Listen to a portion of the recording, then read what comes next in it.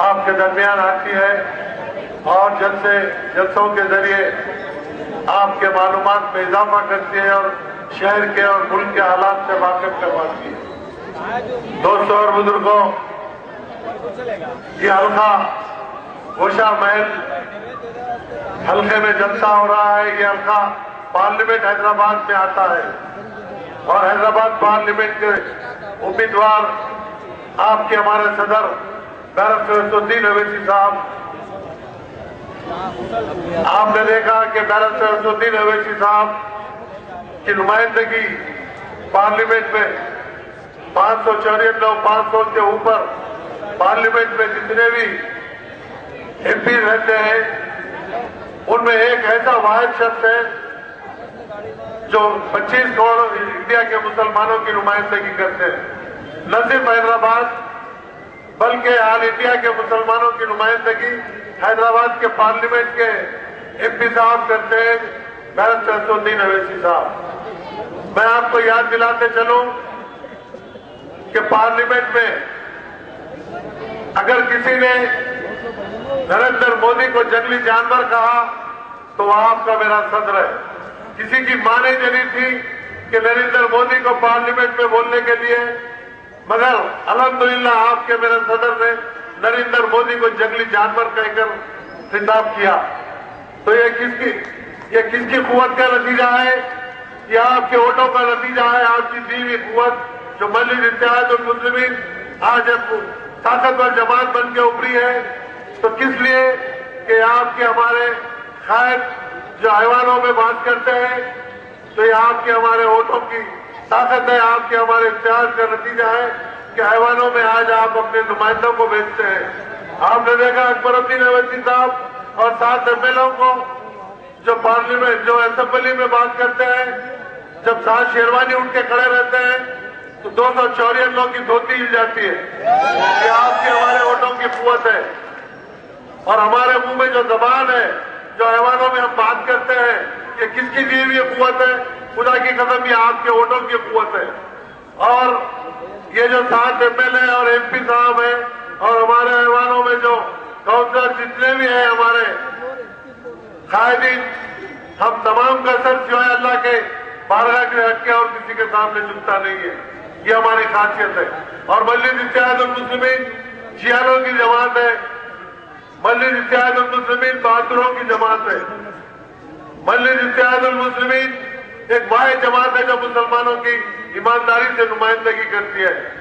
اور یہ حلقہ پارلیمنٹ حیدرآباد کا ہے، تو آپ کو چاہیے کہ اپنے صدر کو زیادہ سے زیادہ بھاری اکثریت سے کامیاب کروائے۔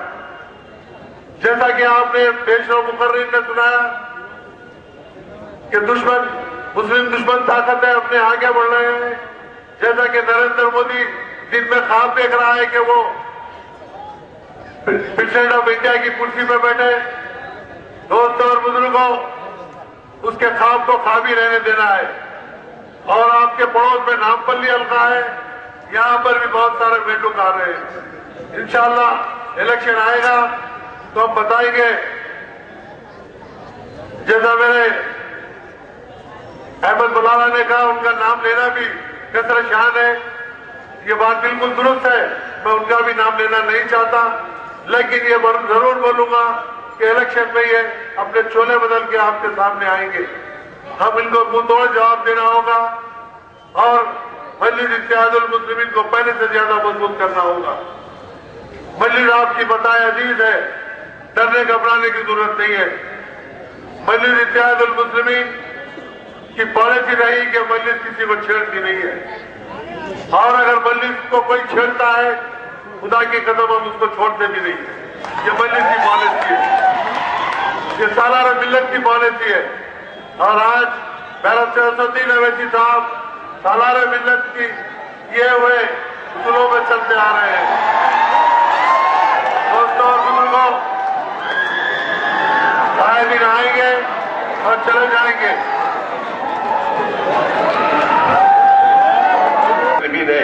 کسی کے گھر کا لائٹ کاٹنے کے لیے کوئی آتا ہے تو وہاں پر نمائندگی کے ذریعے اس کو وقت دلانے والی جماعت مجلس اتحاد المسلمین ہے۔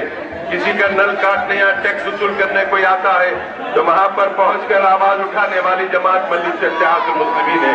हमारे जो मुखालिफिन हैं उन मुखालिफिन में आप बताइए, सिर्फ इलेक्शन से 4-6 महीने पहले निकलकर मजलिस के खिलाफ बेबुनियाद बातें लगा के आपके दरमियान आते हैं। ऐसे लोगों से होशियार रहने की जरूरत है। जब कभी भी मुसीबत का वक्त आता है, चाहे वो दिन का औकात हो या रात का कोई वक्त हो, मजलिस इत्तेहादुल मुस्लिमीन आपके दरमियान पहुंच जाती है। मैं ज्यादा अर्ज करने की बजाय सिर्फ एक ही वाक़या आपके सामने अर्ज करके रुखसत होता हूँ। सालार मिल्लत सुल्तान सलाहुद्दीन अवैसी रहमतुल्लाह अलैह के विसाल के चंद दिन के बाद भैंसे में फसाद हुआ। वाटोली एक मुकाम था जहाँ सिर्फ एक मुसलमान का घर था। वहां पर एक त्योहार के मौके पर लाउड स्पीकर लगाकर आवाज बढ़ा दिया गया और उस घर में घुसकर दरवाजा बंद करके 6 मुसलमानों को जिंदा जला दिया गया। मार मार के उनको अजियत दे के उनको शहीद किया। आखिर में 6 की 6 लाशों को जला दिया गया। जब ये जिला हैदराबाद को पहुंची तो अकेले तनहा नकीब मिल्लत बैरिस्टर असदुद्दीन अवैसी साहब वाटोली को पहुंच जाते हैं, सीधे उस गांव को जाते हैं, उस घर का मुआयना करते हैं और लाशों को देखते हैं। जब चंद घंटे गुजरने के बाद 6 लाशें, एक महबूब खां की लाश थी जो 55 साला घर का बड़ा फर्द था, सदर खानदान था। महबूब खां की बीवी की लाश थी, महबूब खां की बहू की लाश थी, तैयबा की, सफिया की, और 2 साल का एक बच्चा था इमरान खान, और एक बच्ची थी। 6 मुसलमानों को जिंदा जला दिया गया।